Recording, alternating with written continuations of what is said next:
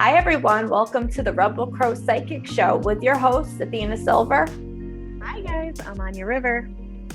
Tonight, we are going to get into a deep conversation about what it's like to be a medium out there in the real world with the regular people, and what it's like to live like that on a daily basis, and some of the cool stories that come with it, and some of the really weird, strange stuff that happens too. So it's going to be really fun.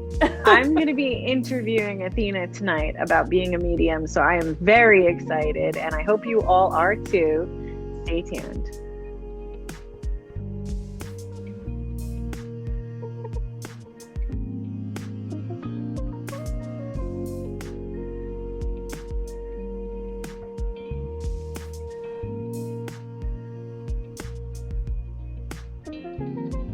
Welcome back, everybody. It's me, Anya River, and I get to start tonight off. I'm so excited because we are going to interview Athena on her mediumship skills, what it means to be a medium, and what it's like to walk through the world as a medium. So, are you ready? I'm ready. I'm out there living that crazy life. So to me, all of this stuff is normal. So just bear with me. Don't judge me. I'm going to be really honest with you guys tonight and tell you about my firsthand experiences. But I get a lot of questions from people on my social media and on my website all about what it's like to live this way. So we figured we'd talk about it tonight. Yeah. So, you have some really strong mediumship skills, being in the same family with you. I definitely have some of those skills, but not like you do. So let's start off with this question. What is the difference between a medium, a channel, a psychic? What's the difference and where's the overlap? All right. So a lot of these words are used interchangeably, not always correctly, out there in the different communities. Being a medium for me has always been a very natural thing. It's just one of those gifts that was given to me. That's the best way I could put it, is we all come with spiritual gifts. It's just some of them are different from others, just like people are all different from each other. So a lot of it comes down to the different spirits that you have around you and the ones you were born with, what your purpose and your destiny is. With mediumship, it's about being able to see the people who've crossed over and the people that walk among us that are not seen with the naked eye, and you can see and experience that through different layers. So when it comes to channeling is making connections with those spirits. It's just you're not seeing them. A lot of times you're feeling them and you're having the information kind of bridged over into your consciousness to bring the information through. So it's a little bit different than mediumship and how it's experienced. With mediumship, I know for me, I'm very clairvoyant, so it's like a second sight. So I'll see with my regular eyes, and then I'll have a layer over, which is the spiritual layer. And I've trained many years to be able to use it, the way that I do. So it's, for some people it's natural, for some people it's learned, for some people it's a mixture of both. When it comes to psychics are people that, some of psychics are mediums. I'm a psychic medium myself. Some people are just psychic, which means they just have a knowing, kind of like the movie The Shining, the little boy who could talk in his, it's kind of like that. So you might be somewhere and hear somebody's thoughts, or hear a story or a song being sung, or music being played that's not really being played. So it's a different way to categorize the different spiritual gifts and how they're used and how they're experienced. Yeah, that was perfect. Beautiful explanation. I can really extra validate that, being that I am a channel, so I do get information. It's exactly how you describe it. And, sort of like, it's interesting how we all sort of have these different gifts, and some of them overlap and then some of them don't. How do you feel about how do you feel about people who, you know, are born into this? And you were talking about how you trained to develop these. Do you feel like most people can train to develop mediumship skills? Yes and no. You have to have a base open, opening within yourself, your personality and your energies. You have to be a certain kind of open. If you are closed down or you're scared or frightful about anything in your life, or you don't really know yourself that well, it's very hard to tap in and actually use these gifts, because you're standing in your own way. There's blockages there that you have to overcome before you're able to really use those gifts properly. I was born into this, but I also trained on top of it. So yeah, right. It took a lot of years of fine tuning and learning how to use my gift. It used to be very harmful to me at one point in my life.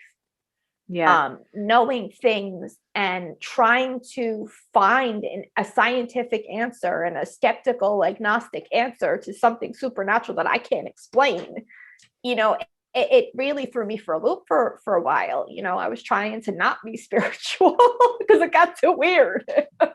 I think that there's a lot of people out there who are born with gifts that have similar sentiment to their lives. Like I know for myself too, like I ran from a lot of things when I was young and a lot of people shut them down because it's just so intense. And, especially if you don't have anybody to tell you, oh, that's this, or yeah. So can you tell me some of your...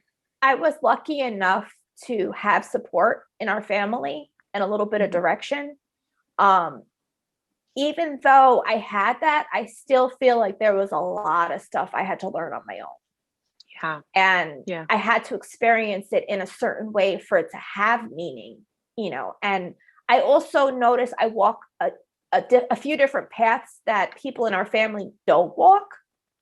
So I kind of felt like I was out there going in a direction that none of our people ever went in, so I don't know, for me, I always want to know why. That's always where the question in my head is, why do people do it the way they do this? Why do they believe this? Why do they experience things like this? I want to know why.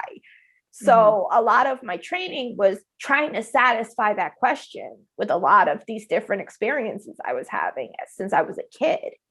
I used to experience shadows of spirits. And when you're a kid, that looks like that's scary, And of course, children talk about monsters under their bed, monsters in their closets. They're saying spirits.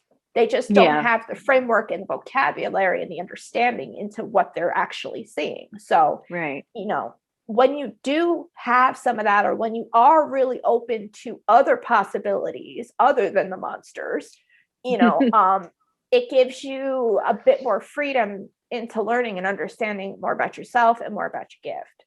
Yeah, thank you. So that was one of my questions I wanted to ask you about childhood. Could you tell us a little bit about some of your stories from when you were small and, understanding or not understanding what was going on? Well, I noticed from a really young age, and I still do it. It's kind of a weird form of practice that I do for my mediumship.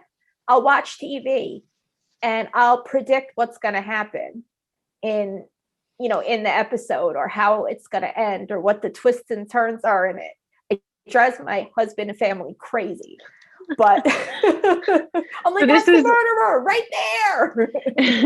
And you're using your mediumship skills for this? So somebody's dropping this info into you? Oh, yeah. I call in my spirits when I'm watching TV sometimes. They're just chilling with me, They're always with me. So you see it, you see the ending. Yes, I'll see a clip of it happening, or I'll just get the knowing, that car's gonna crash, and then boom, it happens.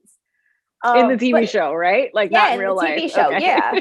Okay. But watching it's interactive, and I'm able to sharpen my skills.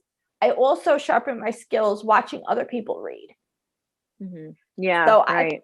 I'll watch some of my mentors on some of their live readings, and they'll just be doing their thing reading, and I'll be writing down the impressions that I get. Okay, the cat is sick, or, she's going to have money coming in, or, and then I'll watch for what they say and match it up with what I got. So I'm always like flexing those muscles and trying to like play with it like a puzzle to keep me interested. So yeah, and it sort of feels like there could be multiple layers to that too, that technique. There is. Because if you're watching the medium doing their work, you could like drop in the mediumship, gift on the medium and sort of get a clue into what they're thinking while they're thinking it, as well as the situation outside of it.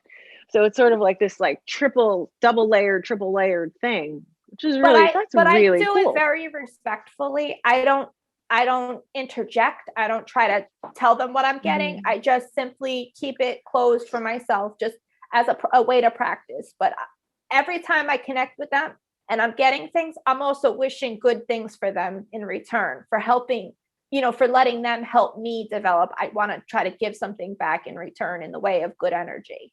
Yeah, that brings up a really good point too. Like, how do you deal with privacy issues for people? Like I would imagine that like people who know you have these gifts could be like, oh my God, can you see everything? I do. I'm just going to tell you point blank. I do.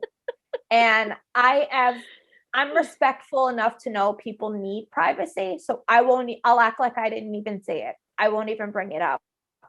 I'll let you tell me what you want to tell me, because like, I know that they didn't ask for this, and neither did I. And there's a lot of times I see things that I can't unsee. And it's a little bit hard for me, because sometimes I'm just there to help as a friend, but I know that if I cross that barrier, that there's going to be some distrust there, and it's not fair to that person. And I don't want to make anybody feel any kind of way. So I used to go and give people a lot more messages unsolicited, but nowadays I just let people come to me. It's just better that way. When they need my help, I'm there to help, but I don't need to be all up in everybody's business. It's people need privacy, Yeah, absolutely. That's so true. It's so true. And I don't talk about what I see either. I take that to the grave, Yeah. Does it affect you? Like, does that affect your body, your system, your aura? Like, I know you have like massive, I'm not asking anything personal or asking you to reveal any like certain, but you must have like a massive amount of like cleansing and grounding that you have to do to sort of, do you think that there's any overlap or any kind of, overlap with empaths, like specifically the empath gift? I mean, it almost feels like there might be something there. I'm also empathic. I have it, and it's kind of detrimental to me because I carry a lot of energy because I'm constantly bringing it all in. So I have to be really up on my cleansing and grounding game and protection game because of that amount of energy. So there's certain things like I can't wear certain colors at certain times of the year because of the energy. There's certain things I can't do because of it, and it's with empaths, they're feeling and they're taking in and absorbing. They're like sponges with moisture. And so if you don't have a way to release all of that you're taking on, it could become very detrimental. For me, it has manifested in 2 chronic pain conditions where I'm in pain 24/7, but I feel like it's from having this gift and being such a strong empath and feeling everything and being sensitive to everything. Like I noticed that I hurt a lot more during the full moon. All that extra gravitational pull and energy coming from the moon drives my pain crazy, Anybody who knows me personally knows, like, I go off the grid for like those 3 days. It's true. It's true. And you're a trooper about it. But I can only imagine, I don't have the same kind of issues besides like, I feel it. I feel the full moon, but like, well, people not get like this that idea like from like my life is like bewitched, like that show, that old retro TV show, like wiggling my nose and things happen, but there are a lot of good benefits, but there are some really bad drawbacks to having these gifts, especially if you don't know how to manage it. If you've never learned how to relieve some of this, And I wanted to make a quick point, and then I want to ask you about what some of those benefits and drawbacks are. But I find that like when you're called to do certain things, like I knew I was a channel like 10, 15 years ago, and I was hearing spirits when I was a little kid, and like I was called 10 or 15 years ago to start doing channeling work. I didn't do it, and then my life blew up. And that's like sort of like the thing where, people think that these gifts, like you said, right? Like if you're being called and you don't practice and you don't work at it and you don't, there's things that can go massively chaotically wrong. So it's a fine line to walk too, because you don't want to just jump out there and start working, with people, or, it's sort of hard to figure out where that right line is. But like, when you're called, and if you don't answer, you're right about it dismantling your life. I've had some of that happen to me. So I have in some ways. But, so for me, like the energy, like because I was parking the energy instead of letting it move, it just like destroyed me, and I ended up destroying myself for 10 years until I could get back on track. So, I think that for me, some of that happened in the manifesting of the pain disorder that I have.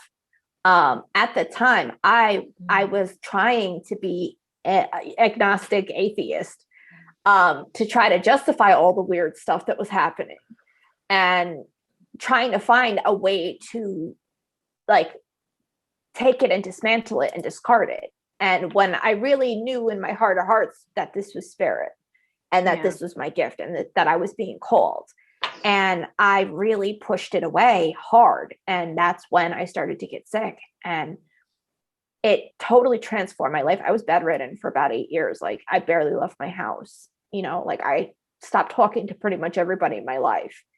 And I felt like I was dying. And it was because I was not in control of myself. And now I know that my spirits, they were dismantling the old me to build up the new me. And a lot of things changed. Like there are certain foods I can't even eat anymore, like when you come to have a strong calling, it becomes a lifestyle. They take every part of your life. You get to keep very little. So luckily I was able to keep my husband and my family, but everything else changed. That's a big win. It is. And I had to fight for them. But no, I mean, once I decided and said, all right, you guys want me to do work? Show me what I need to do and I'll do it. And ever since I've been living in that way and taking the messages and doing what they want me to do and walking the path that I'm meant to, I'm finally gaining control over my situation, and I'm able to like help people and also help myself, and bring a lot of more positivity and healing into the world. Yeah, that's beautiful. So what kind of spirits do you see on a regular basis? Like, give us some insight into the creepy, ghosty facet of. First of all, I see dead people, lots and lots of dead people. There's certain places I actually can't go, like going to places of like where there's been a lot of war and like suffering and painful stuff. Because when I get there, all I see are imprints of the issues and the events that happen over and over and over again. And then the spirits will start coming and showing me how they passed away and what they went through. And,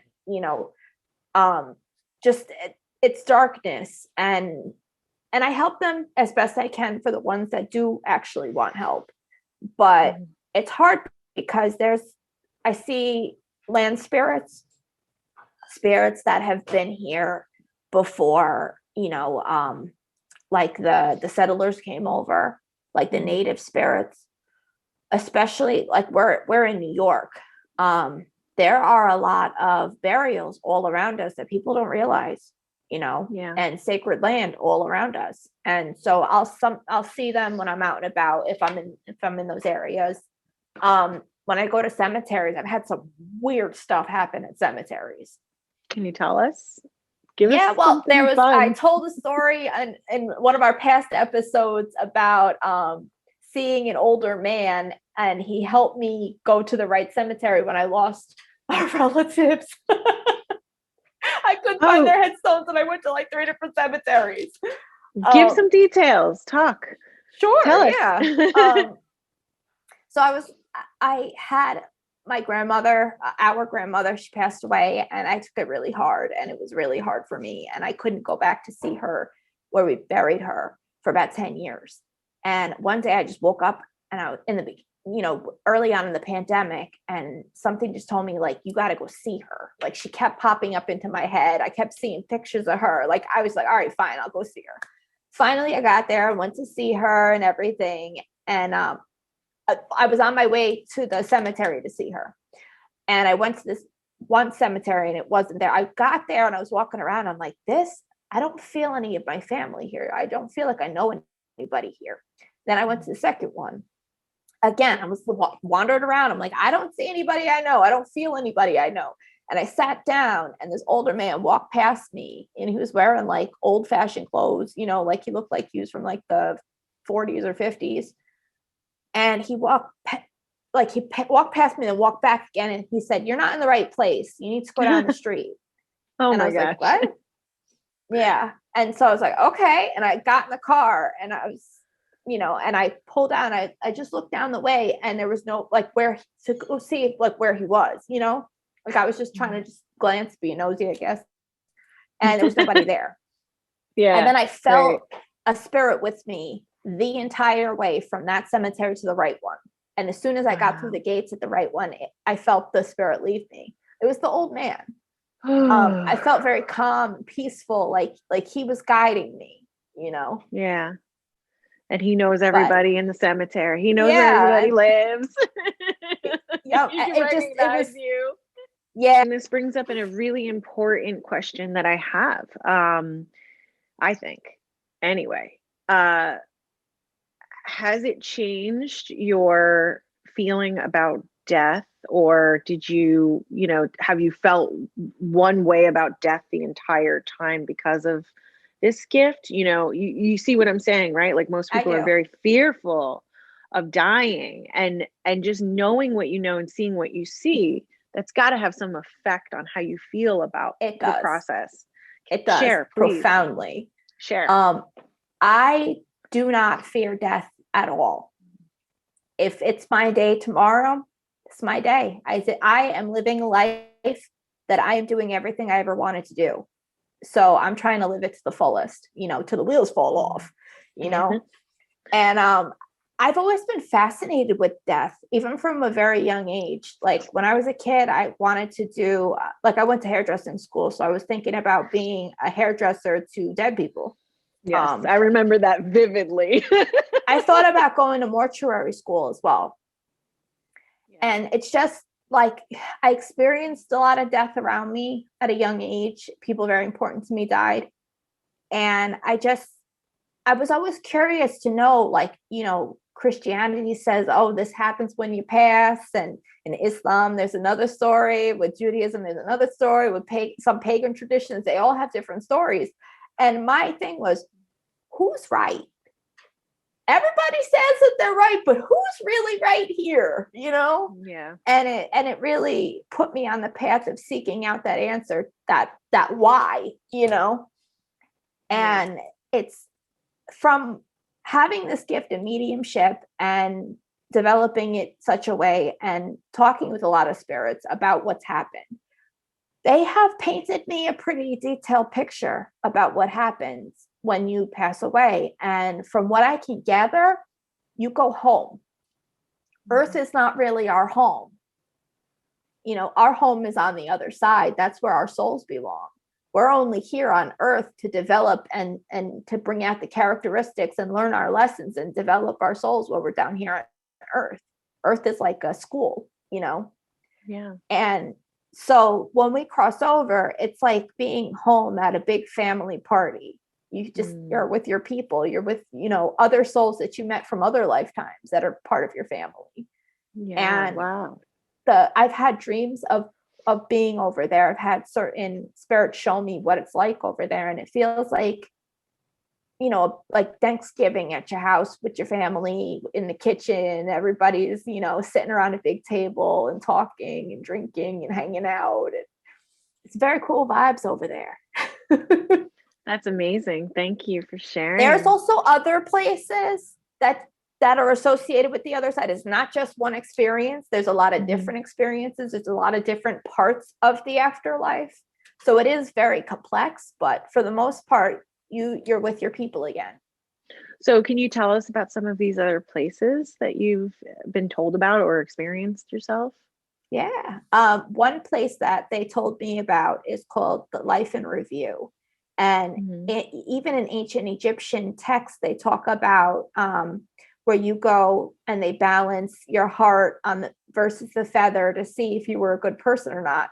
Well, that's what the Life in Review is doing. They take you through every part of your life and they show you what you could have done, what you should have done, what you did and what you didn't do. And it really helps you for every second of your life to understand, like, was I a good person? Did I live my life correctly? Or did I just take and hurt people and hurt myself? And, and all of these lessons, it seems like it's here to teach us how to be ourselves, and how to be powerful in our own, in our own bodies, in our own souls, making decisions that are good for us, that are healthy for us, that are, mindful of the other people who are having similar experiences, So there's a lot that goes on over there. There's other parts where, you go, if you didn't learn your lesson, or if you had a traumatic passing, there's a certain area that you go to where they help you understand what happened and help you heal from that. Yeah, I can validate this through my own work with past life regression therapy. Like everything that you're talking about is things that I've encountered in that training. I don't have the direct experience that you do, so I really value the direct experience a lot more than a training or whatever. But yeah, that's incredible. It's incredible. And anytime that they have showed me the other side, it feels like pure love and acceptance and just harmony, like it doesn't feel bad over there. And I've come to realize there's something to fear because we've been over there before. We're just going back, Yeah, that's a good point. I wanted to ask about that, but I was unsure if I should, how you feel about the idea of reincarnation and, whether we come back multiple times. I mean, I do know the answer from you, but yes, we do multiple times. There's times where we have to go back and repeat the lessons that we were supposed to learn and didn't, or we just screwed up the whole endeavor and had to leave early. It happens. But all of these lifetimes are here to develop us so that we become a well-rounded soul. We have to find enlightenment, but I've come to find out that enlightenment is really about you, like you are the seat of God yourself, so you've got to learn how to love that God that is yourself in order to be loved by God, if that makes sense. It does. That's powerful, powerful stuff. So yeah. And that is why I do things that bring me joy, and things that I don't bring me joy, I just don't do. I don't have time quickly. For that.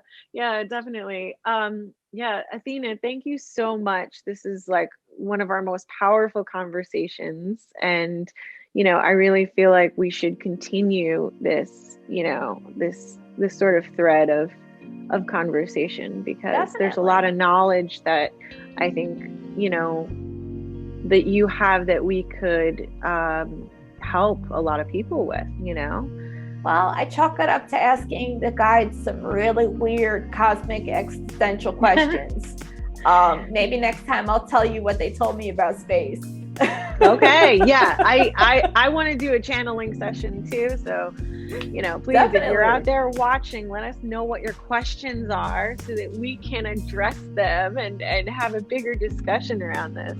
Definitely leave them in the comments on this video. We would love to answer your questions and do some follow-up videos, maybe even reach out to you guys and talk to you guys directly.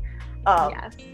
But, you know, I really want to, before we go, I really want to impart that we all are spiritually gifted, that this is not just something that you can just, you just have, you know. Yes, for some people that is the case, but you can develop, you can live a spiritual lifestyle, you can work on yourself, you can accept yourself for all the good and all the bad, and decide to make healthy decisions for yourself, and your gifts will come and open up when it's their time.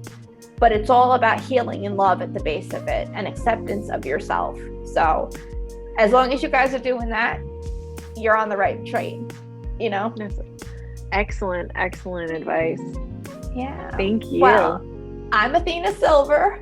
I'm a professional psychic medium and a tarot reader. If anybody would like to reach out to me for my services, my website is readingswithathenasilver.com. My YouTube is also Readings with Athena Silver. What about you, Anya? So I'm on Instagram and Facebook at Anya River, ANJARIVER. And I am a past life regression hypnotherapist, channel, and tarot reader. And I am so excited to meet you all. Definitely. Well, make sure you guys check back every Thursday on rebelcrowpsychicshow.com and on YouTube for another episode of our show. And we'll catch you guys back next time. Bye. Bye.